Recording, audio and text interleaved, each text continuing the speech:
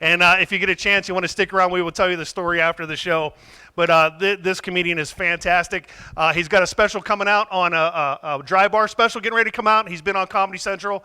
And he's all the way here from the City of Champions, my hometown, Pittsburgh, Pennsylvania. Come on, put your hands together for Mr. David Kaye!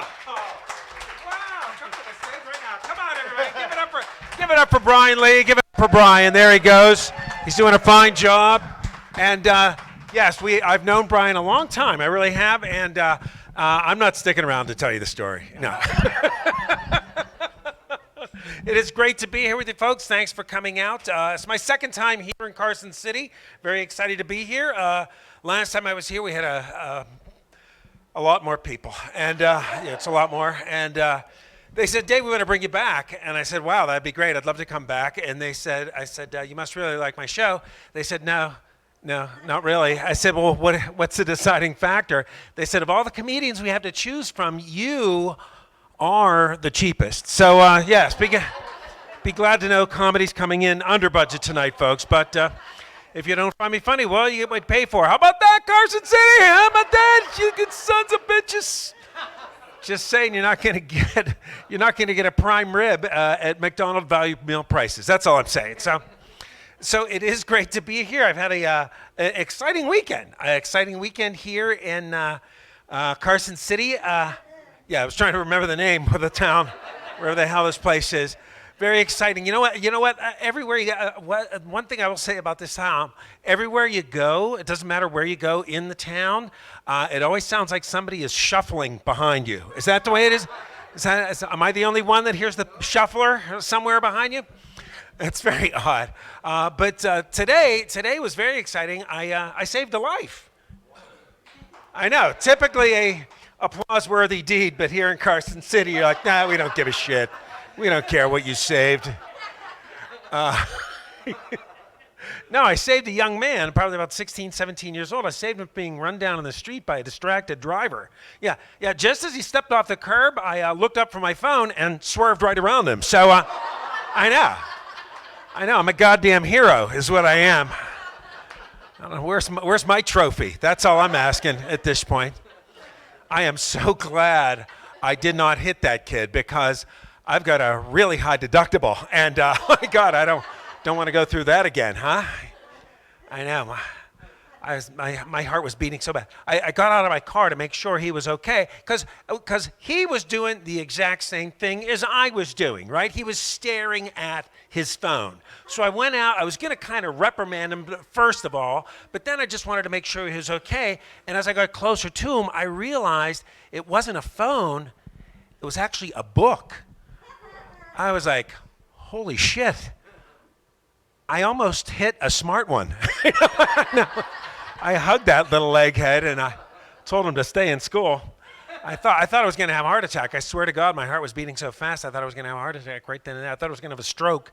And that's probably how I'm going to go because my whole family goes that way. My dad's stroke, my mom's stroke, all of my grandparents had strokes. My mother's brother, my uncle, stabbed by a hooker. Yeah, then he had a stroke, which was more of a stroke of bad luck than anything else, I guess.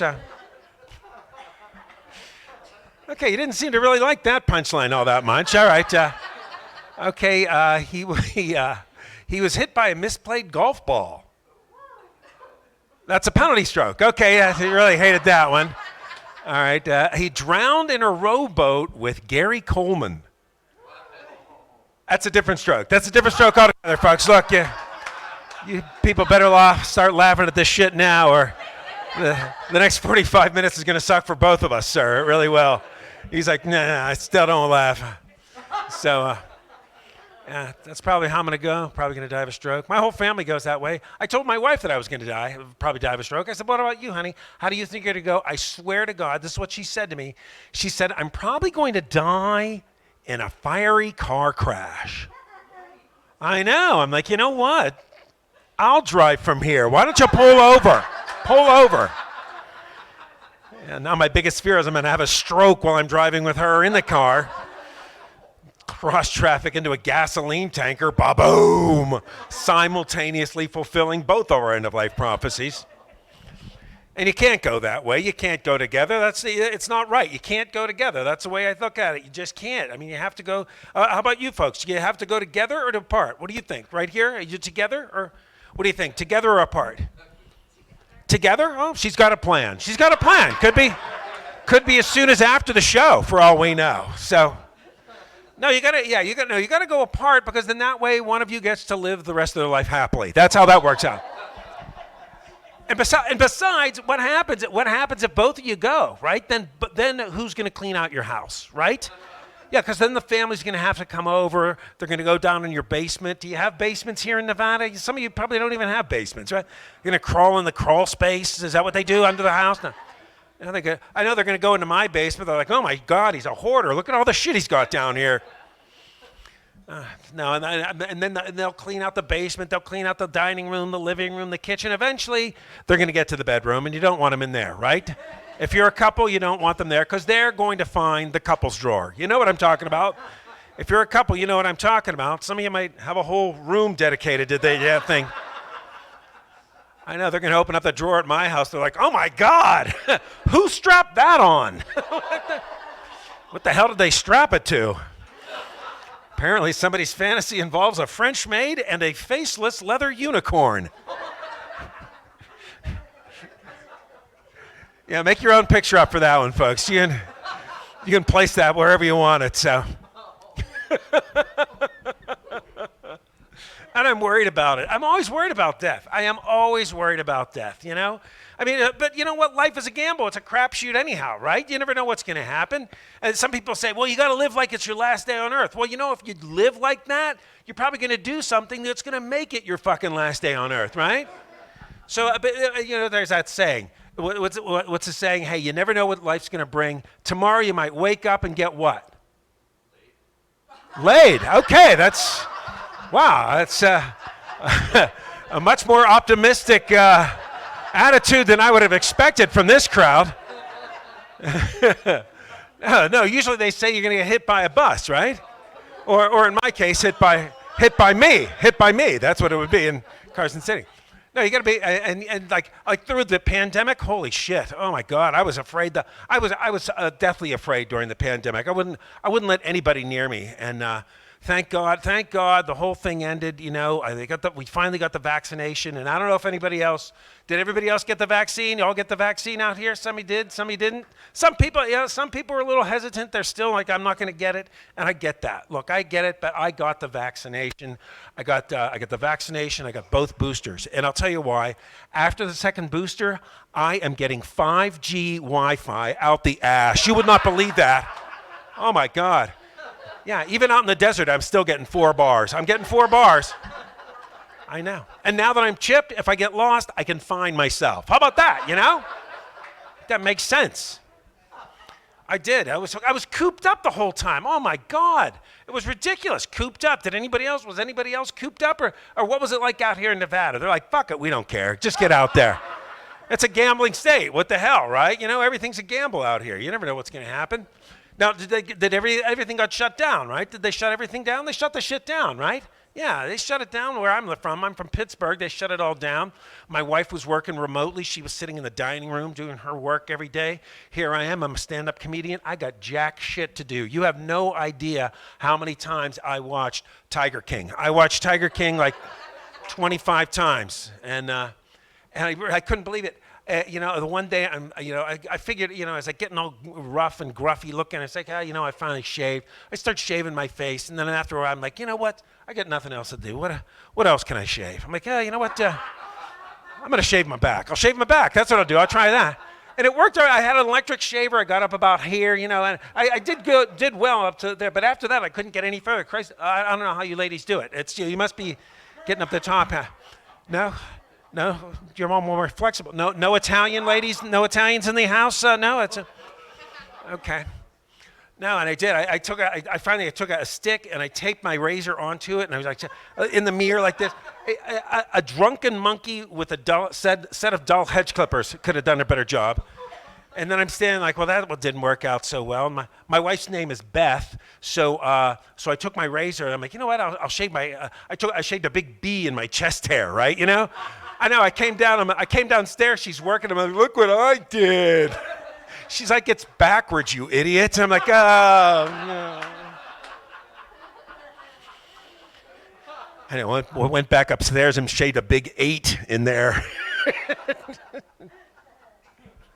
I do. I worry. I still worry. I worry about it all the time because I'm getting older. I worry about it as I get older, you know?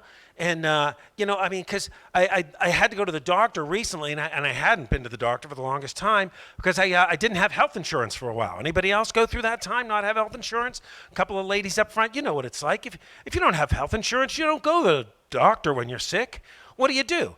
You frantically Google search your symptoms on the internet, and you come up with wildly inaccurate self-diagnosis.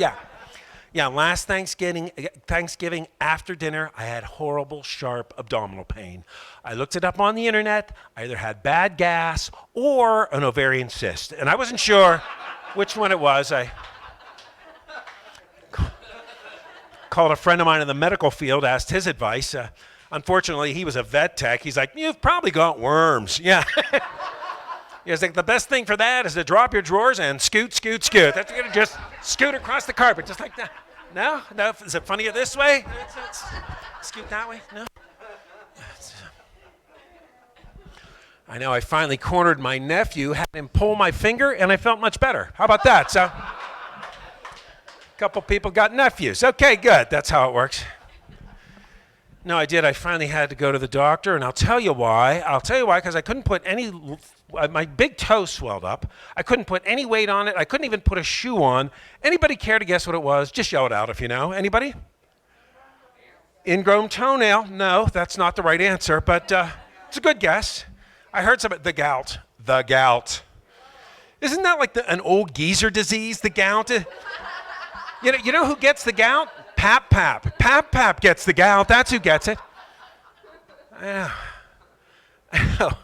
went into the doctor's office. He's like, Dave, don't worry. You're in good company. Both Ben Franklin and Henry VIII had the gout. Really, Doc? How about somebody from the 21st century? Could you think of that? I'm like, you know who else had it? Moses. Moses had the gout. I think it was one of the plagues from the Bible. It was like frogs, locusts, the gout. That's what it was. Why do you think it took him 40 years to get out of the desert? Moses had the gout. He's dragging his foot around. They're going in circles. They're like, come on, Moses. Jesus Christ. Will come along in several thousand years and save us from our sins, but it's hot in the desert, Mo. He said my blood pressure was high. He said my blood pressure was 140 over 90, and I know that wasn't good. He said, we're going to get that high number down. That's the systolic number. You don't have to worry about it. It's the low number, the diastolic number. That's the one you have to worry about. Found out why. It's got the word die right in it. That's why you have to worry about it. Yeah, it's self-explanatory. I know. He said my blood pressure was high. Cholesterol was high, borderline diabetic, A1C out of whack, and after all that, he told me I had to stop masturbating. I'm like, why? And he said, because I'm trying to examine you, and ho, ping, zing, yahoo, yaka. It's a zinger. That's what that was, people. Zinger. Yeah, I know. That's a funny zinger. Isn't that a funny joke? I know, but I guess that would explain the high blood pressure, huh? In my defense, I was in that little room a long time by myself and happened upon a red book with a very scintillating pictorial of Valerie Bertinelli demonstrating gluten-free recipes. So how can a fellow help himself? Okay, no Valerie Bertinelli or gluten-free recipe fans? Okay, that's all right. You're like, we're not sure if we like that joke at all, so we're just going to hush up. I know. Now my doctor said he said I had a bad diet. He said I can tell by looking at all your blood tests you've got you eat poorly. That's what he said. You got to stop eating poorly. You got to start eating better. You got to start eating healthy food. Stop eating steak. Stop eating shrimp. Stop eating anything that tastes good. You got to stop doing that. Don't eat anything that tastes good. You got to eat stuff like quinoa. Anybody eat that crap? Anybody know what the quinoa? Very healthful grain. Lots of antioxidants. Complex carbohydrates, proteins in it, all kinds of different stuff. This is the way I eat it. I make mine like oatmeal in the morning, and what I'll do is I'll boil it up, and then I'll put on some honey and walnuts and blueberries, and then to enhance the flavor and the earthy flavor and the texture of the quinoa, I put on a small dollop of dog shit because it's really what it tastes like. Just save yourself the time of boiling water, go out in the neighbor's yard and eat a fresh one. That's what you got to do. I know. It's ridiculous. And then we started juicing. Anybody juicing in the audience? Anybody juicing? Y'all looking over at you're all looking at her for some reason. Do you juice? She's like, I don't even know what that is. Juicing. What you do is you have to get all kinds of fresh vegetables. You put them in a blender and you mix it all up and you chug that shit down. That's what you got to do. My wife made this concoction. It was carrot juice, kale, and chia pet seeds. Anybody eating chia pet seeds? I know, I choked it down. I'm like, ugh, this is horrible. I said, I've got better ingredients. I went into the refrigerator. I got milk, chocolate syrup, and ice cream. And I will most likely juice tonight after the show if Jack in the Box is still open. So they've got a shake there. Jack in the Box, right? Okay. All right. Just wait. No, but actually I'm down. I have to thank my wife for helping me out. I'm down about 18 pounds since I found out the. Thanks very much. It's not, you know what? It's not that much, but it was sufficient enough that the gout is doing better. I'm feeling better about myself. And people are like, wow, you on some special diet or exercise regimen? No. My wife found a miracle drug. It's called methamphetamine. Anybody here get it? I know, the pounds are just rolling right off. And but boy, those dental bills, whew, they are through the roof. I know, I get my prescription filled right down here on 395 under the exit. Anybody else go down there to the interchange? That's where I go. I know my pharmacist said he'll be there about 11 tonight, so I'll make my way down there. So.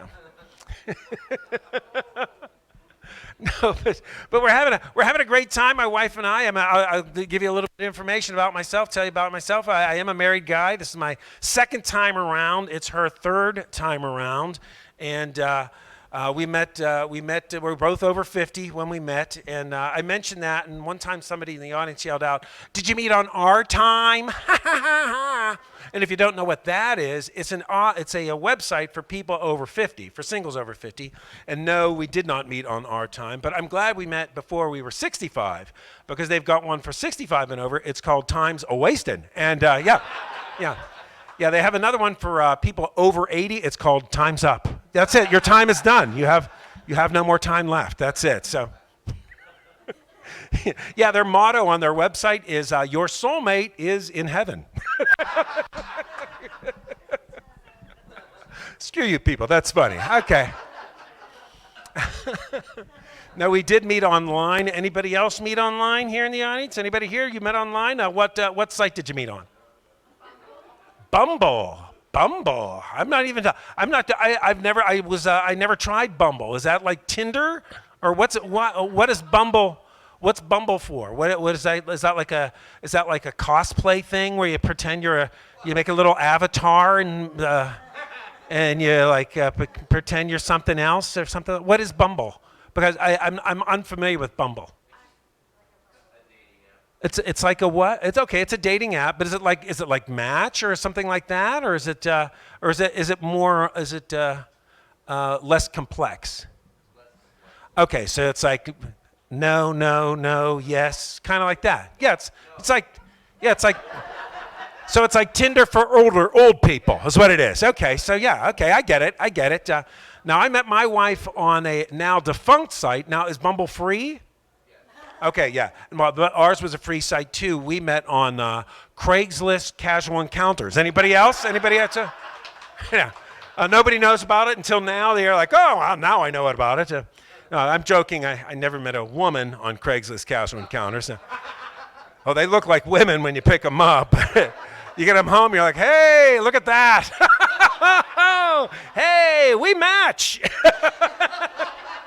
Because that's a dick. Oh, hell, let's get this over with. I bought dinner. I believe I'm owed something. How about it? So, we met on Plenty of Fish, which is, there were plenty out there, all bottom feeders. That was the problem side. I tried Match.com. That was a horrible piece of shit. Oh, God, I hated Match.com. If you've never done Match.com, this is how it works. For $35 a month, you fill out this profile and put it out there on the internet and hope to God some freak like you finds you attractive, right? And then, so what you do is you go out on a date, because you go out on a date, you go with the first person that comes along, because you sure as shit don't want to kick up another $35 next month, right? So you count their fingers and toes, make sure both eyes look straight at you, and hope to God they don't have a lot of baggage, you know? I mean, you don't want to be in it 2 years and find out you can't go to Disney World because somebody's sister had to kill themselves at the happiest fucking place on earth, huh? No. Okay. Happened. All right. But we met on Plenty of Fish, and that's a weird site. That was weird. She found me. She found me first. You know, she was on all kinds of different sites. She scoured the internet and found me first, and it was kind of disturbing to me because she found me the way I look for cheap hotel rooms on Priceline. You know. There was no romantic proposal. She just added me to her cart. It's her dragging the mouse and then clicking. Did you get that, people? Okay, I know. I thought she was the love of my life. Turned out all she was looking for was a place that had free Wi-Fi and accepted pets and had a great cancellation policy, which I do, so. But it's weird, man, because I am so glad that it's over. I am so glad that the dating is done because oh God, dating sucked. It really did for me. And I'm at a point I have got no game left. I really don't. I mean, I'll give you an example of how little game I had. This past summer, I was driving in my PT Cruiser, and I know, you're like, PT loser. I know. It's like the gayest car in the world. It really is. Other guys driving PT Cruisers pull up to me at light red. They're like, beep, beep, hi. No, they're not honking their horn. They're actually going, beep, beep, hi. I'm like, no, fucked up. Thought it was an HHR, the more masculine of the two gay vehicles, you know?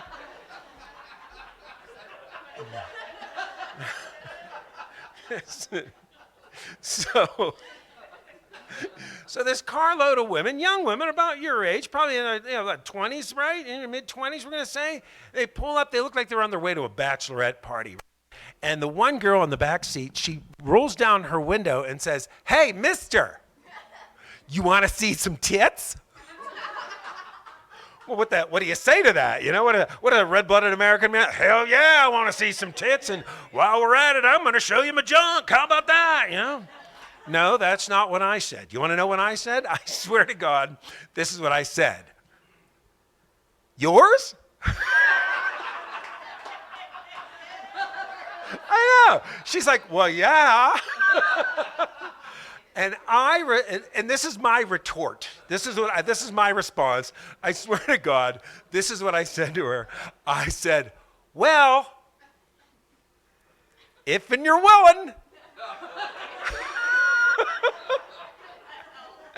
If and you're willing. What kind of third cousin of the Honey Boo Boo Duck Dynasty swamp people says, if and you're a wheelin'?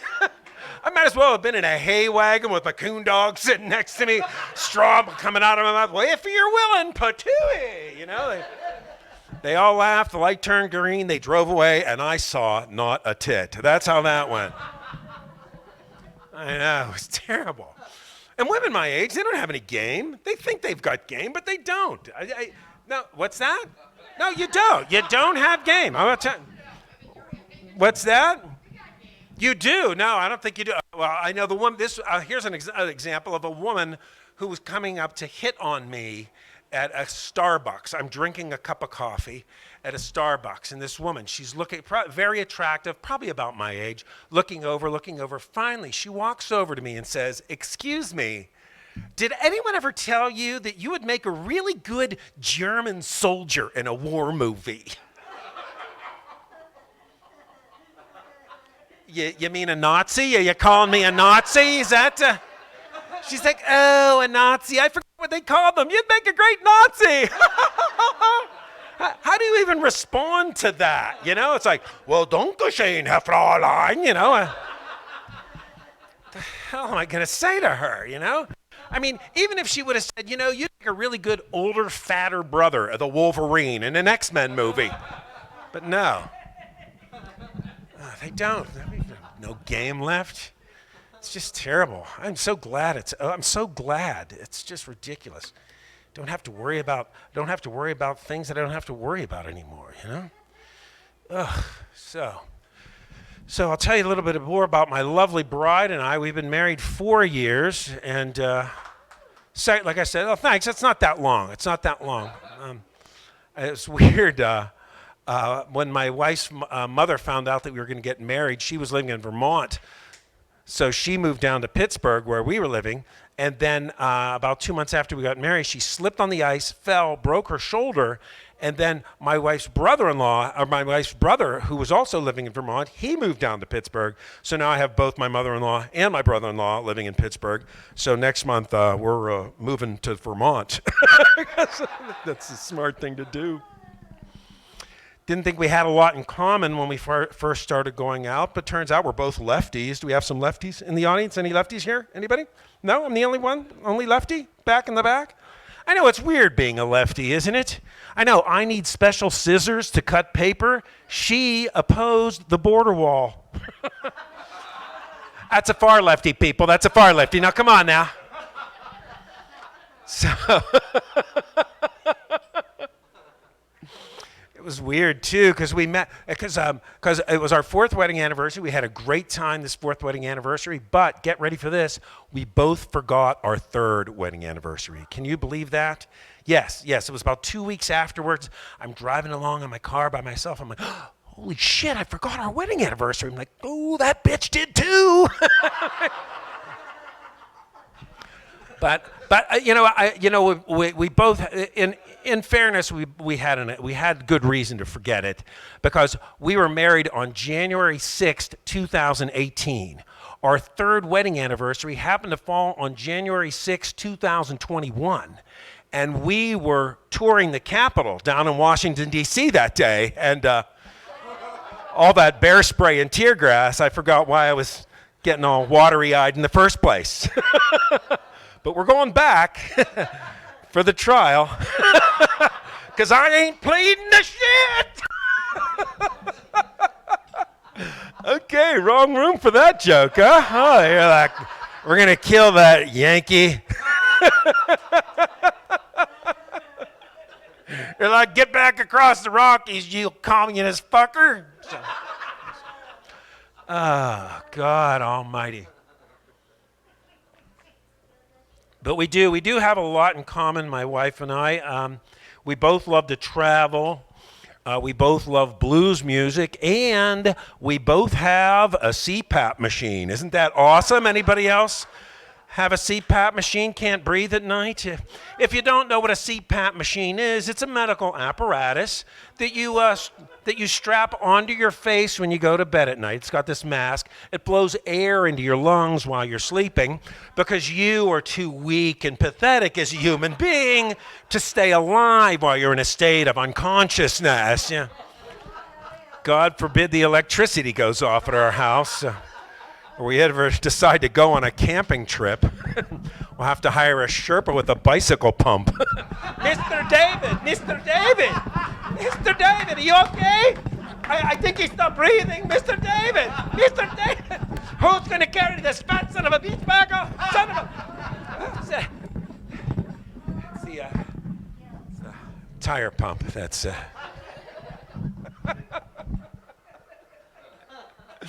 I know we put these masks on at night. It's ridiculous. It's like this. It's like,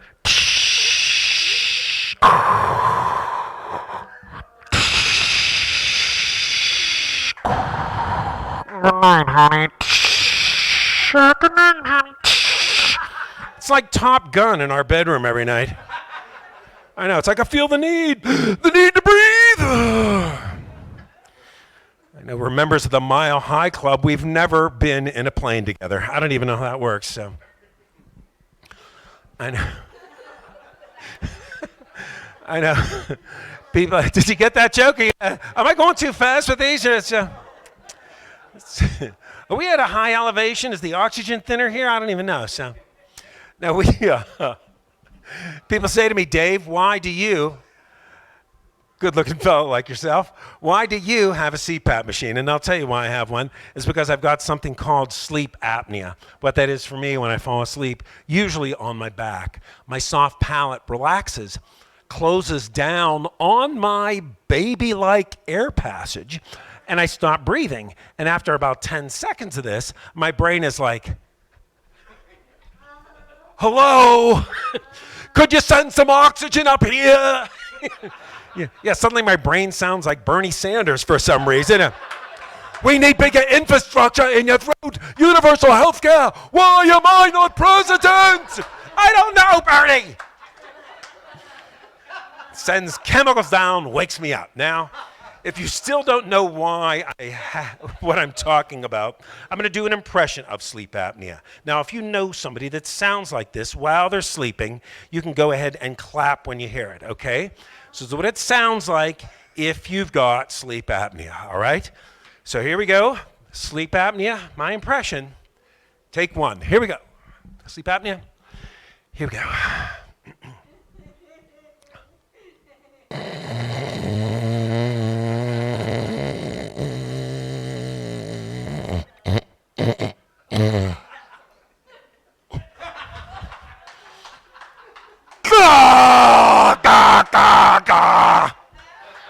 Now, if you know somebody that sleeps like that, you better get them a CPAP machine or they're going to croak. And if you're like me and you don't have health care, you got to go on eBay and buy one from a dead guy.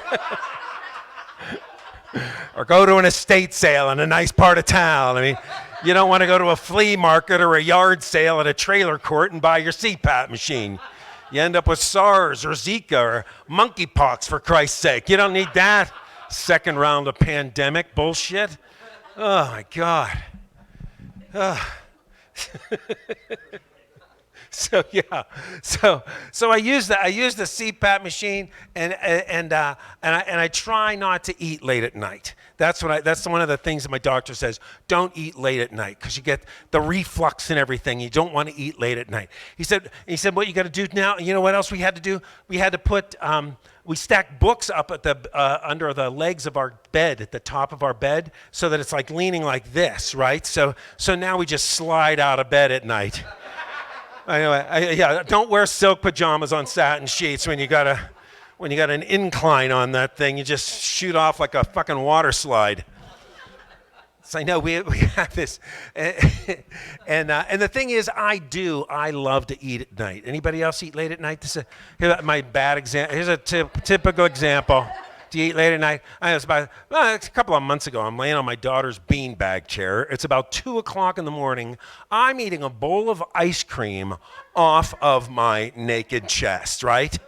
Wishing I had a Klondike bar for dipping, you know. On comes this commercial for this workout regimen that they say in 90 days you can have rock hard abs, incredibly toned body, you get taller, you get a fucking tan. It's unbelievable, this thing, right? So I order it in the mail. I get it, and it's 90 days, in a row. You got to do it every day, you know. I thought I could spread it out like over a decade or something, you know. And I love butter. Oh my God, do I love butter. Anybody else love the butter? God, I love the butter. Couple people right up here, you know what I'm talking about, sir, right? Yellow, it comes in sticks. You buy it at a pound at a time, right? Look, you folks live in Carson City. Some of you might have been fucking churning it earlier today, okay? Now, come on, now. Why did I have to go? I didn't have to be mean like that. You're such a nice group of people. Why did I have to be such an asshole? Can you believe that? I know, I do. I love the butter. Oh, God, I love the butter. I love it on my mashed potatoes. Oh, God, do I love the mashed potatoes. Anybody else love the mashed potatoes? Lady in the back? Guy up front? Girl front? Oh, I love the mashed potatoes. I do. I'm the mashed potato maker in our house. Anytime we have to go to somebody's house for a holiday, guess who makes those mashed potatoes? This guy right here. I am the mashed potato maker. And when you go out to somebody else's house, now when you go to Thanksgiving dinner or something like that, what do you bring along? Did you guys go to somebody's house last year for Thanksgiving, you two right here? Where did you go? Your brother's house. And what did you bring? Oh, you brought nothing. Okay, you just brought your face to fill, right? That's what you brought? Really? You didn't even bring a goddamn chair, extra chair, anything like that? Nothing. You just said, I am hungry. Feed me, you son of a bitch. That's right. Really? You didn't bring anything? What'd you bring? You brought him. Okay. Mashed sweet potatoes. So you like make a souffle or something like that? Or you just mashed them up, you just smushed them all down and just, yeah. Oh, candied bacon? Oh, fuck yeah, that's right. Yeah, all right, okay. You guys are good. You said nothing, but now that you're saying what you got, I'm like, hell yeah, I'd invite you. You could come to my house and bring that shit. As long as you don't bring the green bean casserole. Anybody else bring that shit? Oh my God. The green bean casserole, you know what I'm talking about. Oh, yeah, you know what I'm talking about. Oh, yeah, no, it's not. It sucks. It's like the worst piece of shit you could bring to somebody's house. It's like a 79-cent can of beans, a 50-cent can of fucking mushroom soup, and then some asshole, if they really want to make it good, what do? They get the French's fried onions and they shake that shit all over them, right? No, forget that. Look, you bring that shit to my house, I will kick you right the fuck out. How about that? Bring it. You bring the green bean casserole, I will throw you and the casserole right out the goddamn door. I don't want that shit. Now you said you make your own. You the soup and everything. All right. Well, maybe we'll make an exception. We'll make an exception if it's completely from scratch, but it still sucks. It's still bullshit. It's really is. It's terrible. It's the worst. It's the worst. Look at her. She's like, you agree, right? That it's terrible. Like, now you know what not to bring to her house if you do that. So. But anyhow, I make the mashed potatoes. And if you love mashed potatoes, like I love mashed potatoes, I've got 2 words for you. Yukon Gold. Anybody else with me? Anybody here? Anybody? Nobody here? One lady? This guy up front?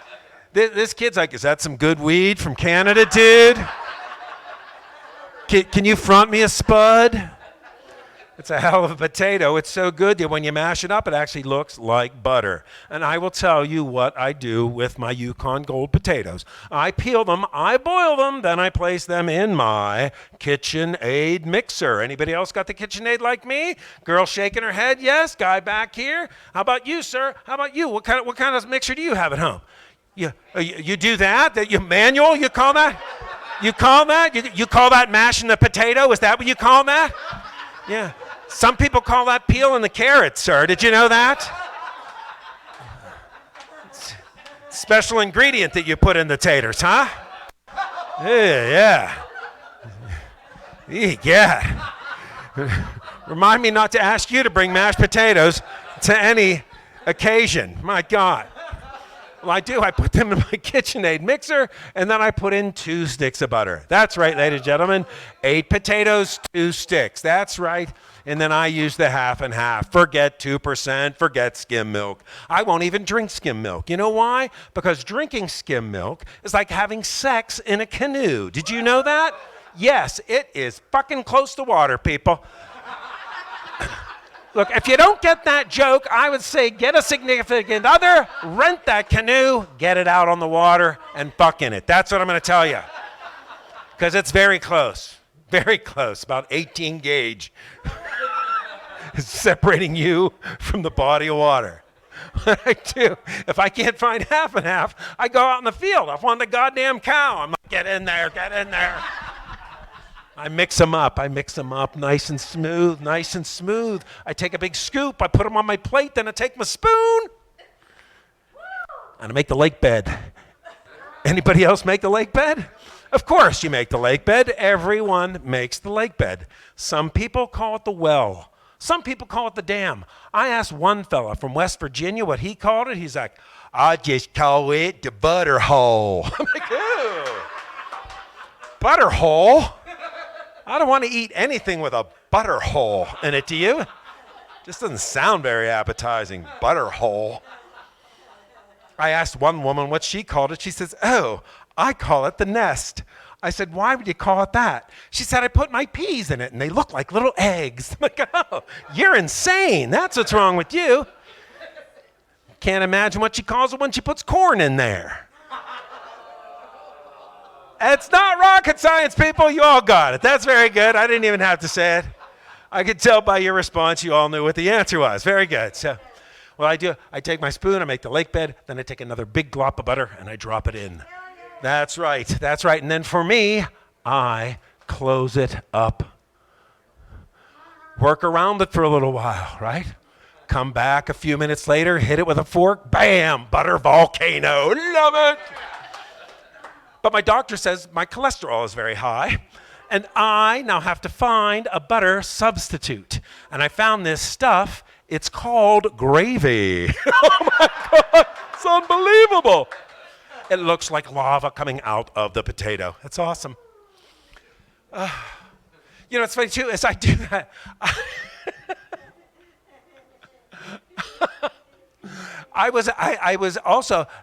this also happened. I did that joke. I was on a USO tour. I was in Japan. I was in South Korea, and then we went. And then we were shipboard outside of Taiwan. And I found out. You know what they call that in China when they do that over in the East. You know what they call that when they put the spoon in? Do you know what they call that?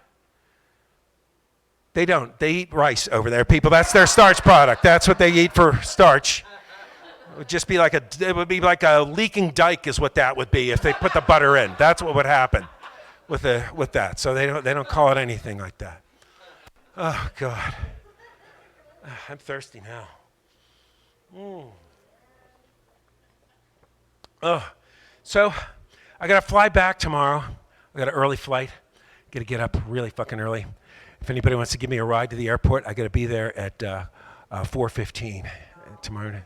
How long does it take to get to the Reno Tahoe airport? How much? At 4 o'clock in the morning, it's going to take me that long? No?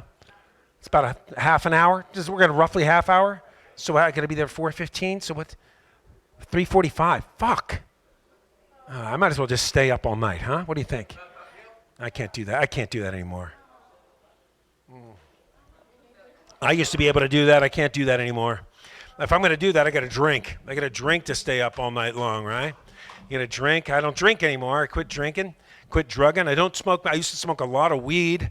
I don't smoke weed anymore. I tell you why. I had an allergic reaction to it. Every time I smoked it, I broke out in handcuffs. I had a worse reaction to cocaine. Actually broke out in an orange jumpsuit.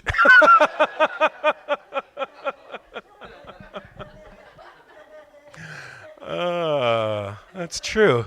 It's true.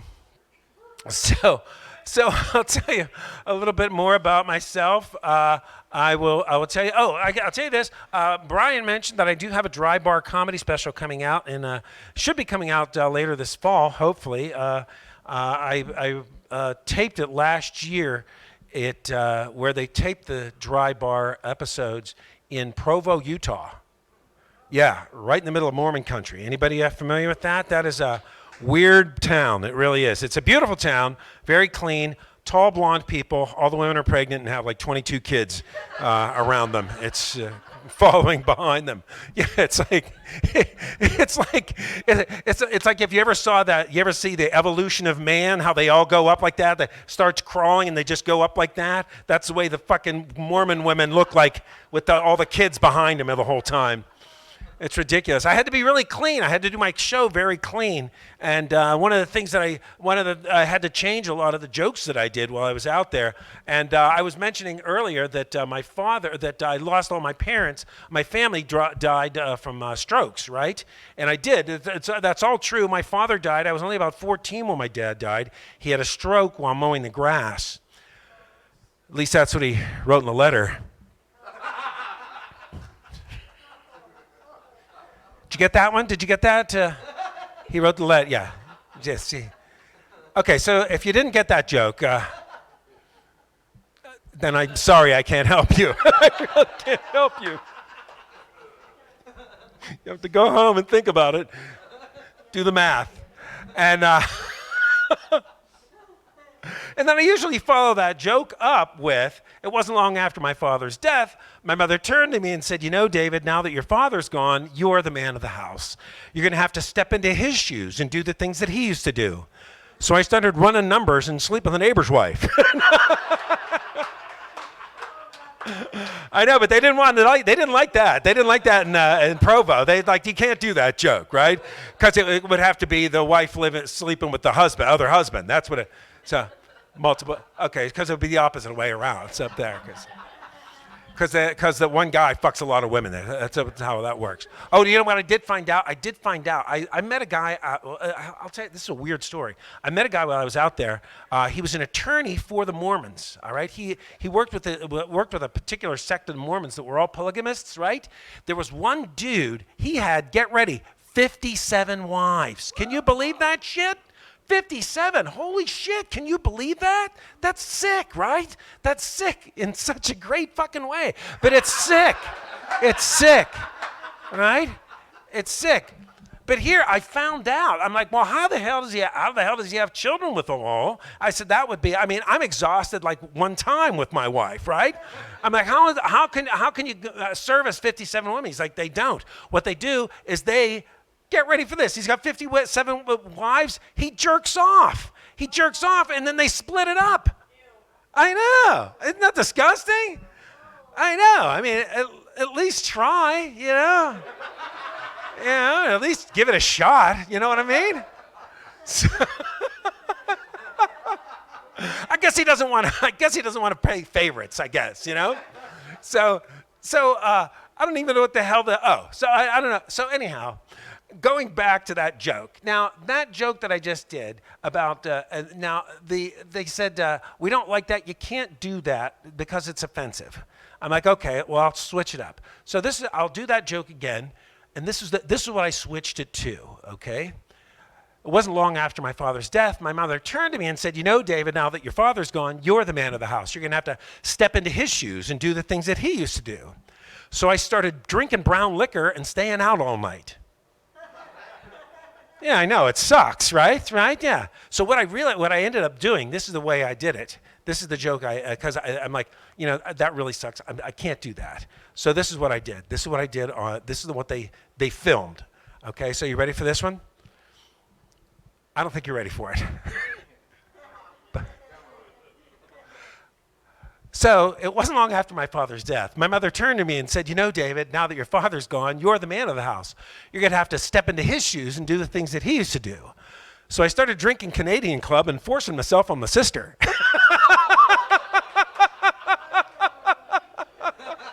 I know. Isn't that awesome? Yeah, they cut that shit out. They cut that out. Yeah, they cut that out. So.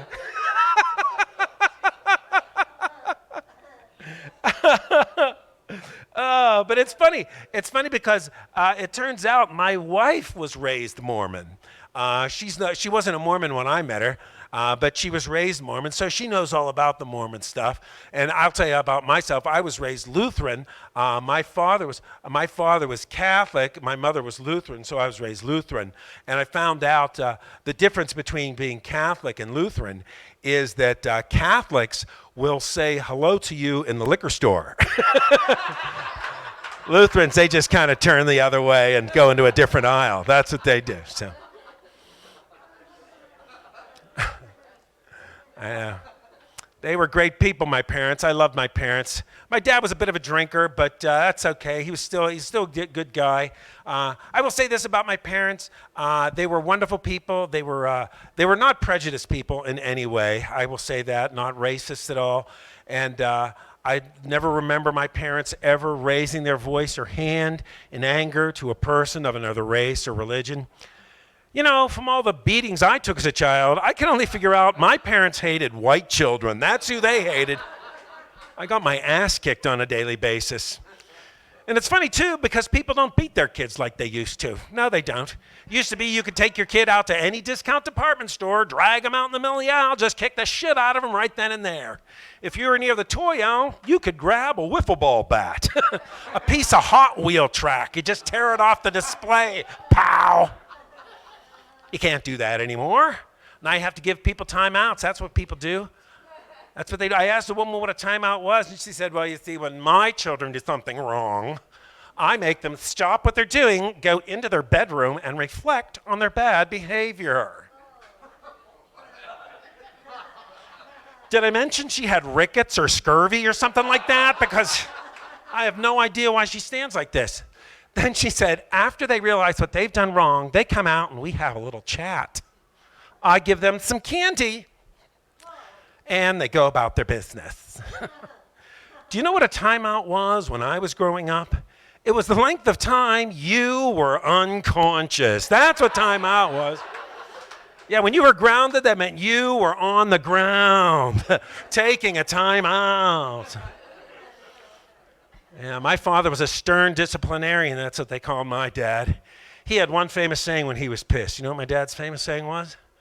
Do you want me to take my belt off? Do you want me to take my belt off? That's not really how he delivered it. Usually it was more like, you want me to take my belt off? Hey, I'm going to take hey, help me get this goddamn belt off. I'm going to kick the...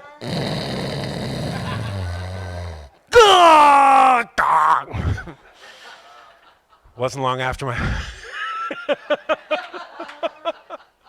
See, there was a callback to the other. Okay, so I'm like, no, Dad, I don't want you to take your pants off because your pants, I don't want to take your belt off because your pants will fall down. I'll laugh my ass off. You'll chase me around like a goddamn penguin. I don't need that memory emblazoned in my mind.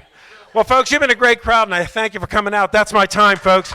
You've been a great crowd. Enjoy the rest of your night here at the casino. I'll see you next time. My name's David Kaye. Good night, everybody. Thank you. That's it. That's it, Brian. That's it. Give it over, David Kaye, everybody.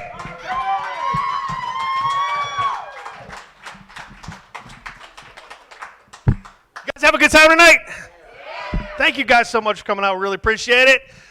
We do this every Friday and Saturday. Believe it or not, we do. So feel free to tell all your friends. And if you guys had a good time, tell your friends. If you didn't have a good time, tell them you're at Fandango. So, hey, next week we got Jake Daniels coming in from the Jokers and Jesters tour. October, we are lined up. Great. Chris Tinkle's going to be here again. Chicago Steve Barkley's making his return. Alex Elkin is going to be here and making his debut down here is Ron Coleman, another great Vegas comic. It's going to be an awesome month in October, so make sure you come back and see us. And also, if you guys want to help out tonight, for you folks who come here regularly, I'm a military guy, retired military. If you want to help out, since my man Dave is not selling any shirts, I am selling my shirt that I'm doing tonight. All the money that for these goes to veterans charities. So if you guys want to, buy a shirt and send it to donate to veterans charities. Oh yeah, fuck the veterans. Okay, I see how you guys are. Okay, cool. So listen, guys, thank you guys so much for coming. I hope you guys had a great time. Please come back and see us. Be safe getting out of here. Have a great night, Carson City. We'll see y'all later on.